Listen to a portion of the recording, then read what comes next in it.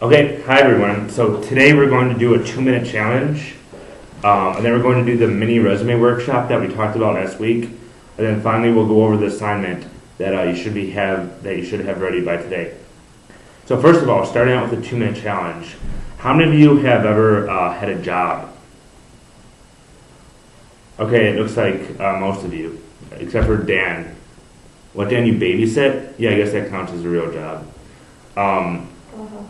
Which of you, how many of you had perks associated with that job? So, like maybe like getting a discount on merchandise, or in the case of Dan, like maybe getting like frozen pizzas out of the freezer. Okay, maybe like half of you. So this 2-minute challenge is going to deal with how you handle getting perks with your job. So here it is.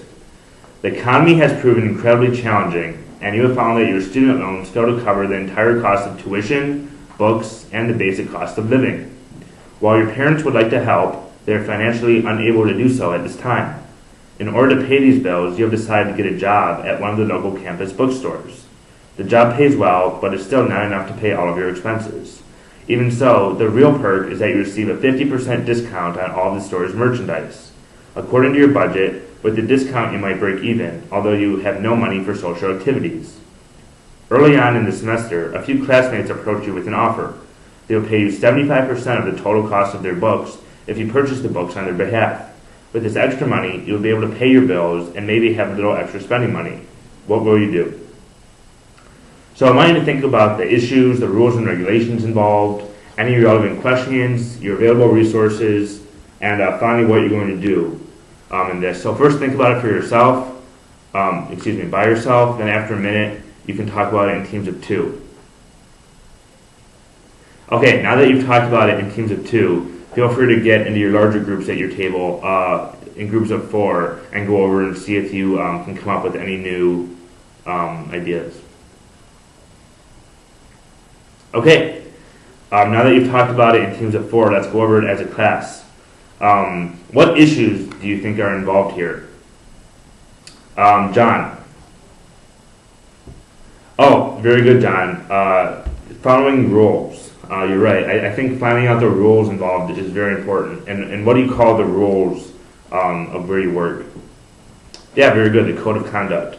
What else? Michelle. Yeah, integrity. Very good. I think everybody always wants to do the right thing, and but sometimes figuring out what that is isn't always easy. And Darren. Yeah, self-survival, you're right. I mean, that's what Module 1 is all about, figuring out what's best for ourselves. Another thing I'd like to add is, the cost to community. How is your decision going to affect society?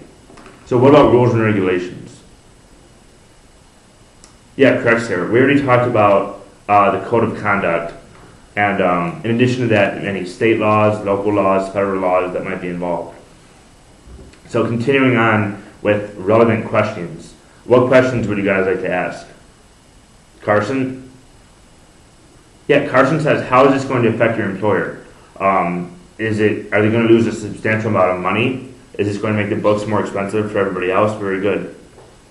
And Patrick? Yeah, is this wrong? You're right.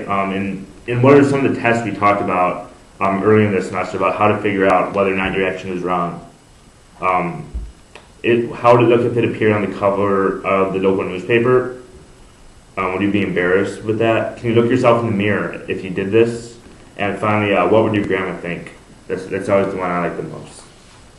So continuing on, what resources do you have to figure out whether or not, or what resources do you have to figure out what would be the best action to take?